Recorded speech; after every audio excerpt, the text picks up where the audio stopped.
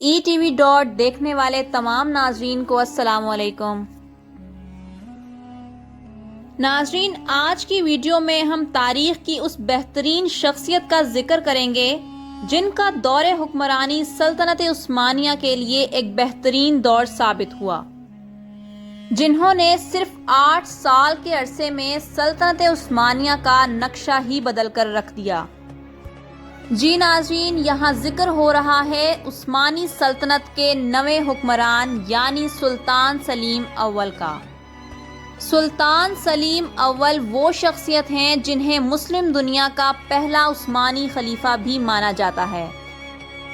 ناظرین، سلطان سلیم ہی وہ حکمران تھے جن کے دور میں یہ بات تو بالکل واضح ہو گئی تھی کہ اب سلطنت عثمانیہ ہی وہ واحد سلطنت ہے جو صحیح طریقے سے پوری مسلم دنیا کی حفاظت کر سکتی ہے۔ 1481 میں سلطنت عثمانیہ کی گدی پر 8ویں حکمران سلطان بایزید ثانی بیٹھے ہوئے تھے، جو کہ سلطان سلیم اول کے والد تھے۔ اس کے بعد 1520 میں سلطنت عثمانیہ کے تخت پر سلطان سلیم اول بیٹھے۔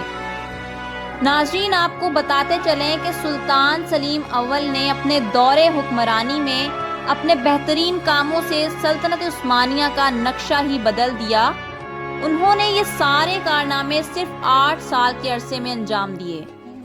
جب سلطان سلیم اول سلطنت عثمانیہ کے تخت پر بیٹھے، اس وقت ان کی عمر صرف 41 سال تھی، اور حکمرانی سنبھالتے ہی انہوں نے ان تمام لوگوں کے ساتھ سختی سے پیش آنا شروع کر دیا جو حکومت کا کام سنبھالتے تھے۔ اس کی وجہ یہ تھی کہ سلطان سلیم اول نے اپنے والد کی نرمی کا نتیجہ دیکھ لیا تھا۔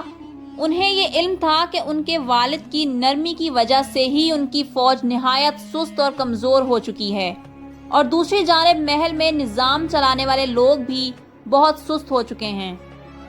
سلطان سلیم کے غصے اور سختی کا عالم یہ تھا کہ انہوں نے اپنے خلاف بغاوت کرنے والے اپنے سگے بھائیوں تک کو نہیں بخشا۔ تاریخ کا مطالعہ کرنے سے یہ بات پتہ چلتی ہے کہ سلطان سلیم نے ان تمام لوگوں کو قتل کروا دیا تھا جنہوں نے بھی حکومت کو کمزور کرنے کی جرت کی تھی۔ ناظرین، سلطان سلیم اول کی اسی سختی کی وجہ سے ہی سلطنت عثمانیہ صرف 8 سال کے عرصے میں ہی ایک مضبوط حکومت بن گئی تھی۔ تمام اندرونی سازشوں سے نمٹنے کے بعد اور سلطنت کو مضبوط اور طاقتور بنانے کے بعد اب سلطان سلیم اول کی توجہ ایران ریاست کے اس حکمران کی جانب تھی جس کا نام شاہ اسماعیل صفوی تھا۔ آپ کو مزید بتاتے چلیں کہ تاریخی اعتبار سے شاہ اسماعیل صفوی کو سلطان سلیم اول کا سب سے بڑا دشمن مانا جاتا ہے۔ اس حوالے سے آپ کو مزید بتاتے ہیں کہ شاہ اسماعیل ہی وہ انسان تھا جس کے دور حکمرانی میں ایران ریاست کو پہلی بار شیعہ ریاست تسلیم کر لیا گیا تھا، اور اس کے بعد ہی یہاں سنی لوگوں کو تنگ کرنا شروع کر دیا گیا تھا، اور اسی وجہ سے سلطان سلیم اور شاہ اسماعیل کے درمیان دشمنی بڑھنا شروع ہو گئی تھی، کیونکہ سلطان سلیم اول ایک پکے سنی تھے۔ اس کے علاوہ ان دونوں کے درمیان دشمنی کی ایک وجہ یہ بھی تھی کہ شاہ اسماعیل نے مصر کے مملوک سلطنت کے ساتھ مل کر یہ منصوبہ بنایا تھا کہ ہم اکٹھے ہو کر سلطنت عثمانیہ کو جڑ سے ہی ختم کر دیں گے، جس کی خبر سلطان سلیم تک پہنچ چکی تھی۔ ناظرین، ان سبھی معاملات کی وجہ سے تنگ آ کر سلطان سلیم نے شاہ اسماعیل کو خط بھی بھیجا جس میں انہوں نے لکھا تھا کہ شاہ اسماعیل بغیر کسی جنگ کے ہماری اطاعت قبول کر لے، لیکن شاہ اسماعیل نے سلطان سلیم کے اس خط کو نہ صرف ماننے سے انکار کر دیا بلکہ ان کا مذاق بھی بنایا۔ ان کے اس رویے پر سلطان سلیم کو شدید غصہ آیا اور فوراً اپنی ایک بڑی فوج کے ساتھ توپوں سمیت ایران ریاست یعنی تبریز پر حملہ کرنے کے ارادے سے نکل پڑے۔ ناظرین، شاہ اسماعیل یہ بات بہت اچھے سے جانتا تھا کہ عثمانی فوج سے مقابلہ کرنا ان کے بس میں نہیں، اسی لیے وہ جنگ سے بچنے کی کوشش کرتا رہا، اور اس نے ایران ریاست کے وہ تمام شہر خالی کروا دیے جو تبریز آتے وقت راستے میں آیا کرتے تھے۔ ان سب کے باوجود سلطان سلیم پیچھے نہیں ہٹے اور کچھ ہی دنوں کے اندر اپنی ایک بڑی فوج کے ساتھ تبریز شہر میں پہنچ گئے۔ انہیں دیکھتے ہی شاہ اسماعیل کے ہوش اڑ گئے۔ ناظرین، آپ کو بتاتے چلیں کہ اس جنگ میں ایرانیوں نے بھی بڑی ہمت کے ساتھ عثمانیوں کا مقابلہ کیا، لیکن وہ ان توپوں کا مقابلہ نہیں کر سکے جو کہ عثمانیوں کے پاس موجود تھیں، اور اپنی فوج کو ہارتے دیکھ کر شاہ اسماعیل فرار ہو گیا اور ایران کا ایک بڑا علاقہ اس فتح کے ساتھ ہی سلطان سلیم کی سلطنت میں شامل ہو گیا تھا۔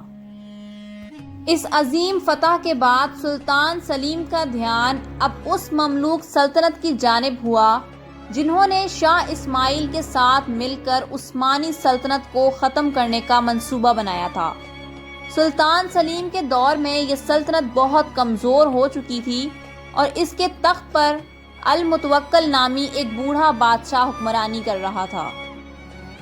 مملوکوں اور عثمانیوں کے درمیان پہلا مقابلہ سیریا کے شہر حلب میں ہوا اور اس مقابلے میں عثمانی فوج نے بہت آسانی کے ساتھ مملوکوں کو شکست سے دوچار کیا۔ بالآخر ایک طویل سفر طے کرنے کے بعد سلطان سلیم اول مصر تک پہنچنے میں کامیاب ہو گئے۔ اس وقت مصر کی سلطنت نہایت ہی کمزور ہو چکی تھی، لیکن اس کے باوجود بھی مملوک سلطنت کے بہت سارے سپاہیوں نے سلطنت عثمانیہ سے جنگ کرنے کی کوشش کی، لیکن ناکامیاب ہی رہے اور اسی کے ساتھ مملوک سلطنت کا نام و نشان تک اس دنیا سے ہمیشہ ہمیشہ کے لیے ختم ہو گیا۔ ناظرین، آپ کو مزید بتاتے جائیں کہ مملوک سلطنت کے ختم ہوتے ہی وہ تمام علاقے جو کہ مملوکوں کی حدود میں تھے وہ سب سلطنت عثمانیہ میں شامل ہو گئے، جن میں مصر، شام، یروشلم کے ساتھ ساتھ مکہ و مدینہ جیسے مقدس شہر بھی شامل تھے۔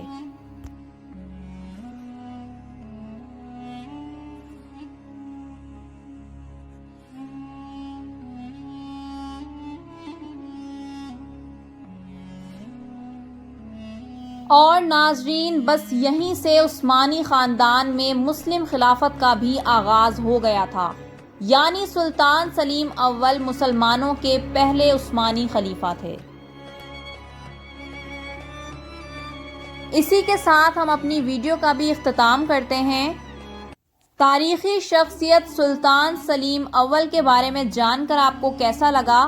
ہمیں فیڈ بیک ضرور دیں، اور ایسی ہی مزید ہسٹریکل اور امیزنگ ویڈیوز دیکھنے کے لیے ہمارے چینل ETV.co سبسکرائب کر لیں۔ شکریہ۔